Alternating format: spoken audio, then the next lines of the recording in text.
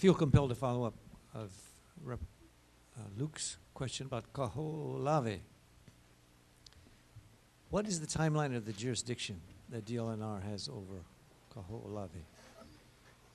Are you in holding it in trust? Is it in the same as any other department has land, or is there a special eventual transfer, and what is the mechanism in the jurisdiction? Yes, we have, well, the island of Kaho'olawe is held in trust by the state of Hawaii until such time that the federal government and the state of Hawaii recognizes a native Hawaiian sovereign entity.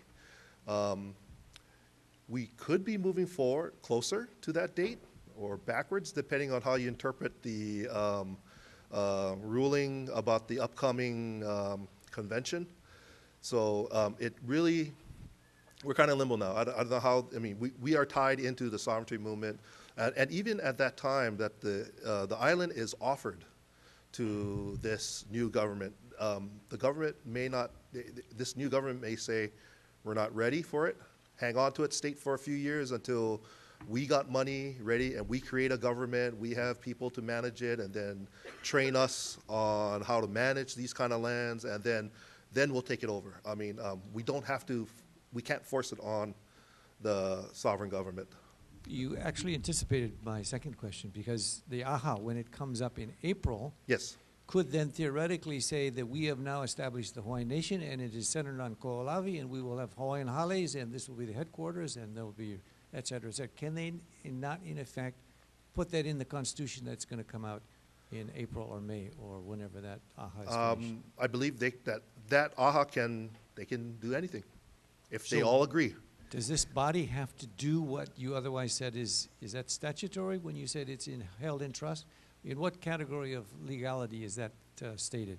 That's in our, well, that's in the conveyance documents that the island was returned back to the state of Hawaii, and it's also in HRS 6K. There's a clause in HRS 6K, Section 9, that states that the island is held in trust until such time the federal government and the state government. So even if the AHA says we're going to do all these things and we are a sovereign entity and they self-recognize themselves, the state government has to recognize them, and then we have to get the federal government to recognize that body as a sovereign entity. So it could be next week, could be 30 years, I'm not sure. So to be clear, the conveyance mechanism was from the federal government to the state of Hawaii to hold it in trust?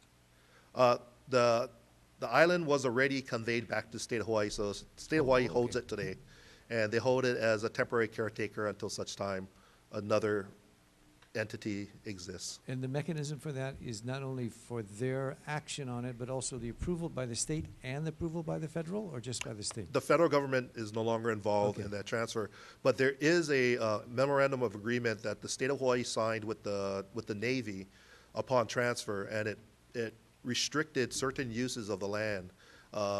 And the agreement that the state had was if the land is ever transferred to another entity, this new entity must sign on to those same restrictions that the state signed on to.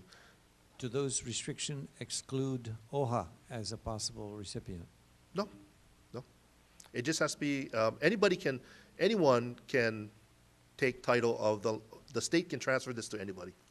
But whoever takes it has to agree to the terms of the MOU with the Navy, which you're restricted to certain uses based upon the cleanup that was done out there. You have to abide by the Navy's restrictions on land use and covenants that they placed on the land.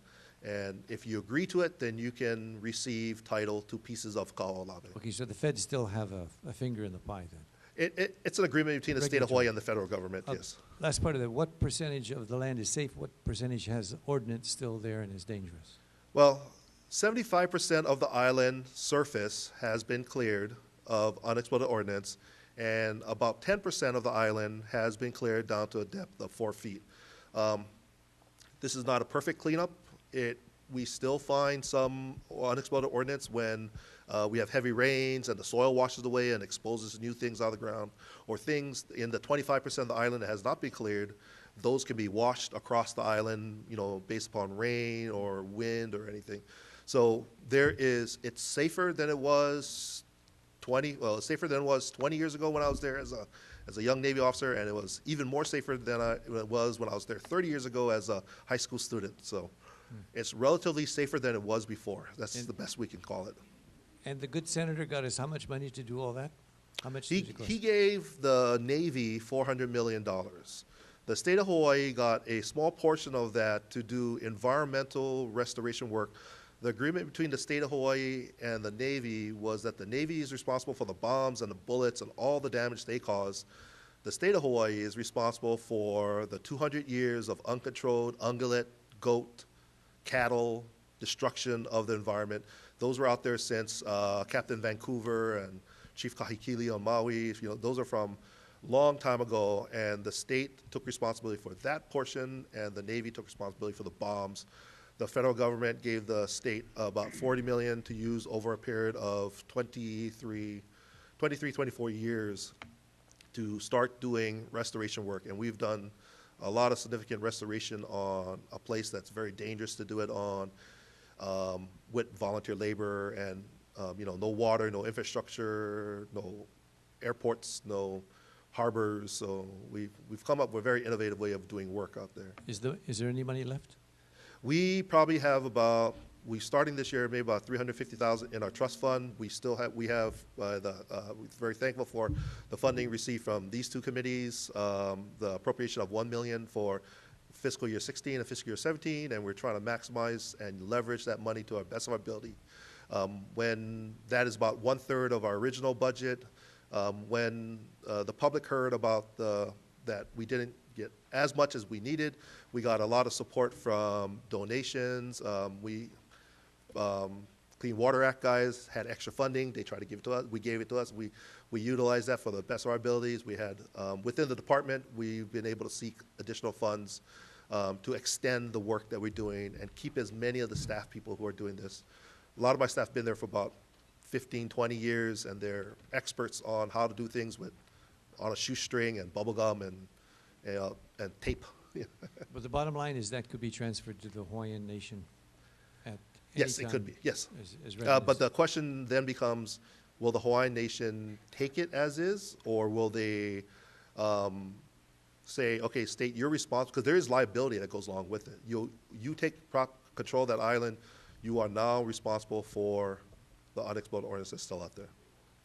Thank you, chairs. Thank you very much.